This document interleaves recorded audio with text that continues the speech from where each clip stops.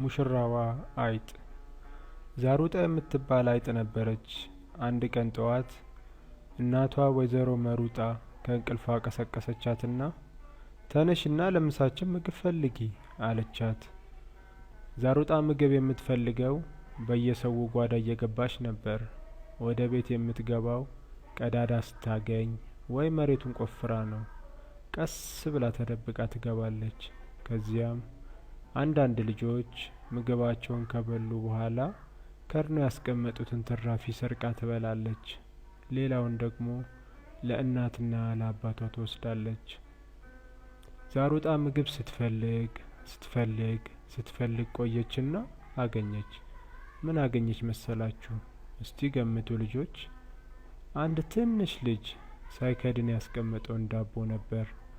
ከዚያ ልጁ ሳይመጣባት ቶሎ በላችና የቀረውን ይዛ ወደ ቤቷ ተመለሰች።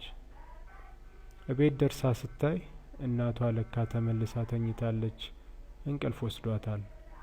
የዛሩጣ አባት አቶ ኩርኩሬ ምግብ ፍለጋ ሄዷል። እቤት የለም። ዛሩጣ ያመጣችውን ዳቦ ይዛ ቁጭ አለችና አሰበች። በቃ እማዬ ተኝታለች፣ አባዬም የለም፣ ሁሉንም እኔ ልብላው አለች። ከዚያ ስትበላ በጣም ጠገበች። ሆዷ ተነፋና አመማት። ልጆች የጥጋብ በሽታ ቁንጣን ይባላል። ቁንጣን ያዛት። ተኛችና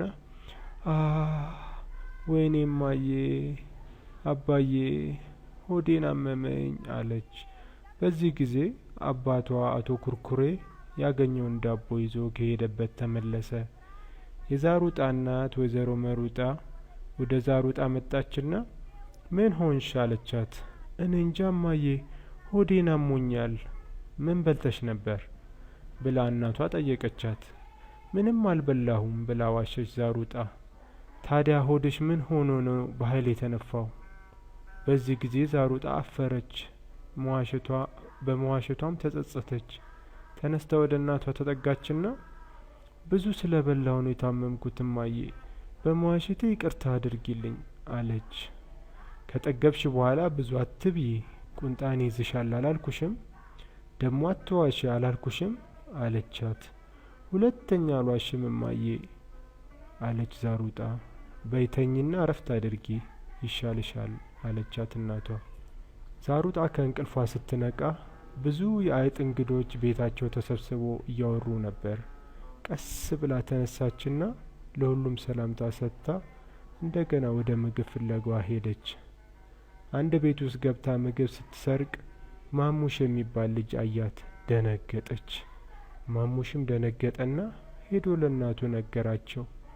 የማሙሽ እናት ዛሩጣን በዱላ ሊገድሏት ነበር። በእግራቸው ስር ሾልካ አመለጠቻቸው። ማሙሽ ወይኔ አይጧ ምግቤን በላችብኝ ብሎ አለቀሰ። እናቱ ደግሞ አይጧ ምግብህን የበላችብህ እኮ በደንብ ከድነ ስላላስቀመጥከው ነው፣ ለወደፊት በደንብ ከድነ አስቀምጥ አሉት። ዛሩጣ ከዚያ ተመልሳ ቤቷ ስትገባ አባቷ ተቆጣት። ምን አጠፋ አባዬ አለች።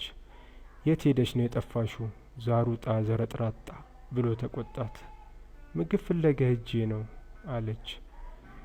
ቅድም ያየሻቸው እንግዶች ሄቼቤሬ የሚባል ባል አምጥተውልሽ ነበር አላት አባትየው።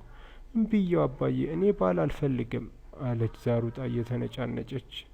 እንዴት እባክሽ ባል ማግባት አለብሽ፣ አባቴ ስለሆንኩ እድርሽ አለው አላት። ባላገባስ አባዬ ቢቀርብኝስ? አየሽ ዛሩጣ፣ ወልደሽ ዘር መተካት አለብሽ።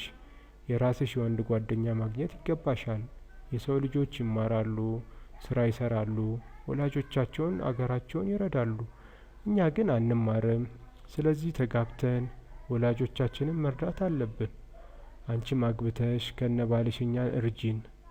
ገባሽ ዛሩጣ ዘረጥራጥዬ አላት። ዛሩጣ አለቀሰች።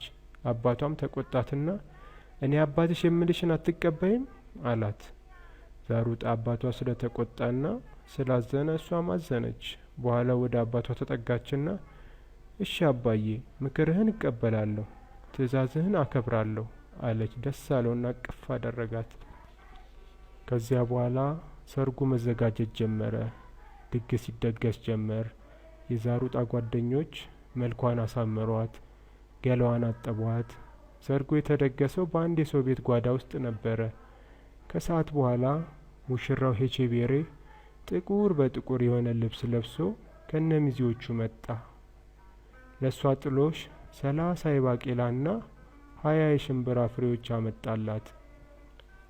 ከዚያ ከተጋበዙና ጭፈራውን ሁሉ ካዩ በኋላ ሄቼቤሬ ዛሩጣን ይዟት ሊሄድ ተነሳ። ከመሄዳቸው በፊት ዛሩጣ ከእናትና ከአባቷ ለመሰናበት ወደ እነሱ ቀረበች። በዚህ ጊዜ በድንገት አንድ የኳኳታ ድምጽ ተሰማ። ሁሉም ደነገጡ። ወዲያው የቤቱ ባለቤት ትልቅ ዱላ ይዞ መጣባቸው። ዱላውን ሲያዩ እነዛሩጣና ሰርገኞቹ ሁሉ ሸሹ። ሄቼቤሬና ዛሩጣ በአንድ በኩል ወደ ጫካ ሮጡና አመለጡ።